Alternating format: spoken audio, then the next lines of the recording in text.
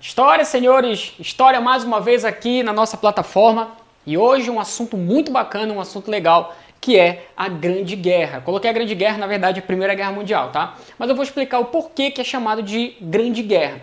Bem, a primeira coisa que a gente precisa saber é que só passou a ser Primeira Guerra Mundial, obviamente, depois que aconteceu uma Segunda Guerra Mundial. Antes, era escrita ou era conhecida como a Grande Guerra. Detalhe, alguns vestibulares, eles cobram isso, vestibulares pelo Brasil inteiro, inclusive. Na USP, na FUVEST, às vezes o Enem também aparece, mas a gente vai ficar com o nome de a Grande Guerra. Então tu já sabe que a Grande Guerra, na verdade, é a Primeira Guerra Mundial, tá bom? A forma com que a gente vai trabalhar hoje é uma forma sistemática, é uma forma onde eu vou falar de antecedentes e das consequências. É importante a gente se ater numa coisa.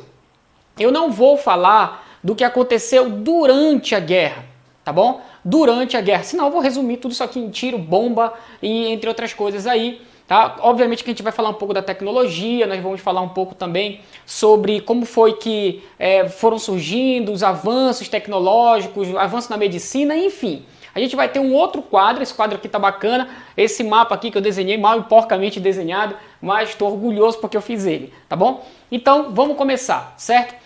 Primeiro, a gente vai trabalhar esses antecedentes aí. E são vários os antecedentes, são muitos os antecedentes. Mas eu pautei aqui para você 6 antecedentes. O primeiro grande antecedente, e com certeza foram aquelas disputas imperialistas que nós já havíamos falado na última aula. Eu falei sobre justificativas ideológicas, falei sobre a questão do próprio imperialismo, do neocolonialismo, a diferença deles dois. Então hoje a gente vai falar dessa consequência. E as disputas imperialistas, elas foram a primeira grande consequência disso. Por quê? Porque a gente viu que o resultado da Segunda Revolução Industrial foram os países que começaram a investir em vários setores, como setores ferroviários, como setores petroquímicos, como setores... enfim, setores que movimentavam a economia e inclusive setores que faziam com que eles saíssem dali da sua nação e fosse levar o capitalismo, fosse levar essa industrialização para outros países. Como é o nome disso? Segundo Lenin, não te esquece, eu falei da última vez que o Lenin classificou como a etapa superior do capitalismo que é o imperialismo, tá bom? Então as disputas imperialistas, elas foram importantes para que a Primeira Guerra Mundial fosse gestada, certo? E aí, se você tiver alguma dúvida, é só você voltar naquela nossa aula, é só você voltar na aula passada e lá você pode ver como foi que essas disputas imperialistas vão gerar conflitos entre países, nações, entre nações das potências europeias mesmo, e claro, potências europeias contra potências asiáticas e africanas, tá bom? Então, as disputas imperialistas é o nosso primeiro ponto. O nosso segundo ponto são as unificações tardias, que tem tudo a ver com a questão da disputa imperialista. Por quê? Quais foram as duas últimas nações, os dois últimos estados nacionais a se formarem?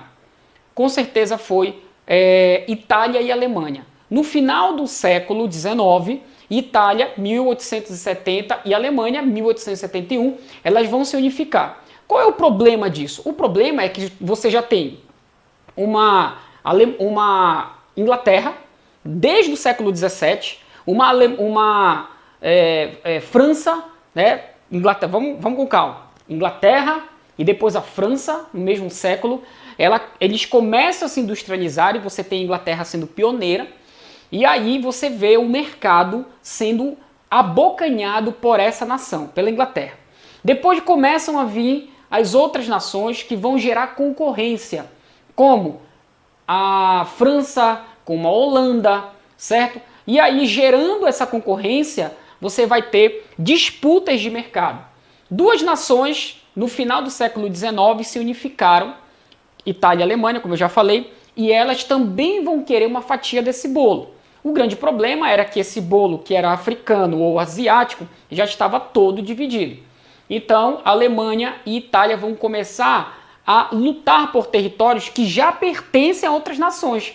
Nações essas como a própria França e a própria Inglaterra. E aí você vai ver que isso vai gerar um neocolonialismo, isso vai gerar um imperialismo e, obviamente, conflito entre as nações, as próprias nações europeias. tá?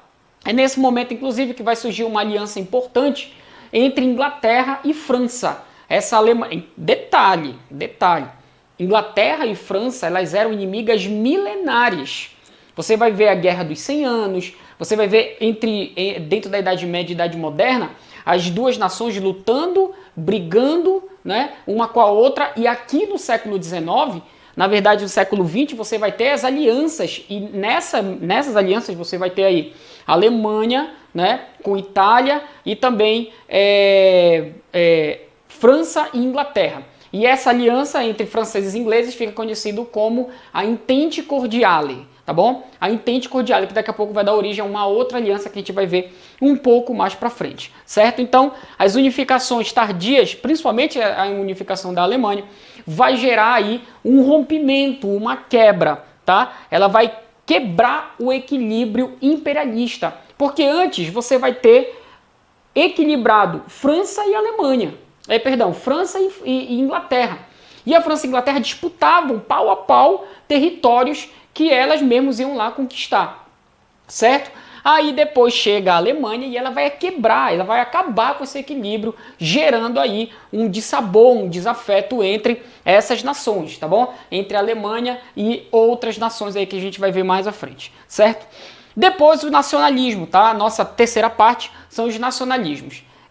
Quando a gente fala de nacionalismos, você vai ter um fato que vai acontecer na Guerra Franco-Prussiana, lá durante a unificação alemã, aonde aonde Guilherme I ele vai ser coroado lá no trono de Napoleão III, em Versailles, inclusive, lá na França. O que isso significa? No momento em que a Alemanha ela entra em guerra com a França, a Alemanha ela invade a França, certo? E derruba o imperador da época, que era Napoleão III, o sobrinho de Napoleão. O que isso vai gerar? Isso gera um revanchismo, porque os franceses eles vão ser humilhados pela Alemanha naquele momento. A Alemanha consolida a sua unificação a partir de quando ela vence a Guerra Franco-Prussiana, aonde Guilherme I agora vai ser coroado imperador, mas no trono francês, no trono lá em Versailles. E isso vai gerar um sentimento de revanchismo, sabe? Um sentimento de desafeto dos franceses em relação aos alemães, tá bom? Então você tem aqui no nacionalismo o revanchismo francês, tá bom? E aí você vai ter depois pan-germanismo e pan-eslavismo. Esses dois eu vou explicar no próximo vídeo.